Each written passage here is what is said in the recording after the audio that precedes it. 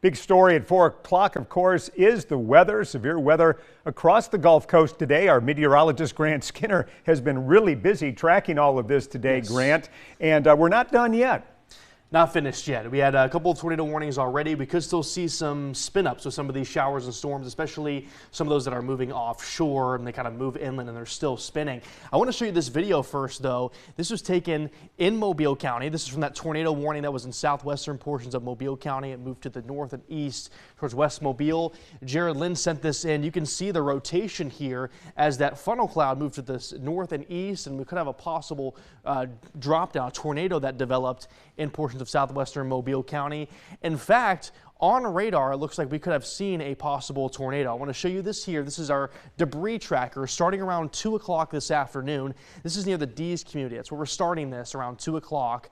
We could have seen a tornado touchdown, and you can see on our debris tracker there's an area that pops up right here in yellow. It slowly moves to the north and east closer to the Dawes community, just west of Schillinger Road. So it started near Grand Bay Wilmer Road, then moved to the north and east near Dawes and the McFarland Road area. The National Weather Service will still have to do surveys to confirm this damage, it being a tornado, but we likely did see a tornado earlier today with that debris popping up on radar. We showed you that on WKRG earlier this afternoon.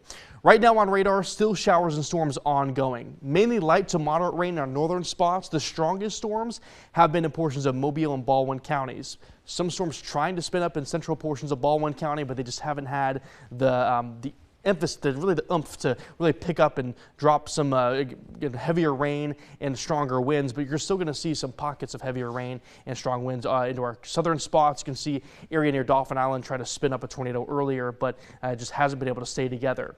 On top of that, we've seen some flash flooding concerns in portions of Mobile County. A flash flood warning is still ongoing all the way through 6:15 p.m. this evening.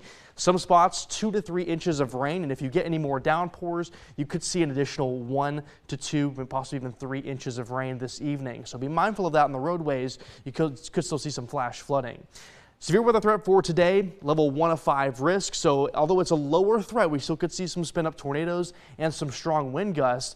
That severe threat picks up into tomorrow. You'll notice in our areas to our north and west are going to see that greatest threat, but still in northwestern portions of the News 5 area under that level 3 of 5 risk. Could see damaging wind gusts, tornadoes, and also the possibility of hail. So multiple threats starting into tomorrow afternoon to the evening and lasting through the early morning on Sunday. WKRG's Asher Red is actually in the Dawes community in the Southern Oaks Trail. That's where we have some live coverage right now. Asher, you're close to where we saw that damage. What are you seeing out there so far? Yeah, well, Grant, from what we're seeing, it's very likely that a tornado did touch down here or cross through here at least at around 2:15 this afternoon. But let's go ahead and just show you a little bit of what we're looking at. We've got some downed trees over some of these houses. Many of these trees are in people's yards, but unfortunately, we do have some that caved in on some roofs. Now, the National Weather Service still has to come out here and make a trip. They will be surveying the damage, and that will give us a better idea of where a possible tornado touched down and when it likely did touch down. In regard to power outages, we're talking upwards of 600 people are without power across 35 outages. Now, Alabama Power was in this neighborhood earlier taking care of a downed line that was over there by this house that has a tree over on the roof. The tree did fall into a power line, and you may be able to hear it behind me. We do have some chainsaws. There are already crews with Mobile County out here working to chop those trees up and toss them off to the side and haul those trees away. And just off camera over here, we'll be sure to show you as soon as we can, but we have to go back onto some property. We have to ask permission, but there is a trampoline in a tree that we just noticed right before the show. But yeah, we do have a lot of damage we're looking at, and there's still a lot of cleanup to go. Live in Mobile County, I'm Asher Red, WKRG News 5. All right, thanks a lot, Asher. Stay notified about severe weather when you download our WKRG weather app. It's available in the App Store and Google Play, and it is free.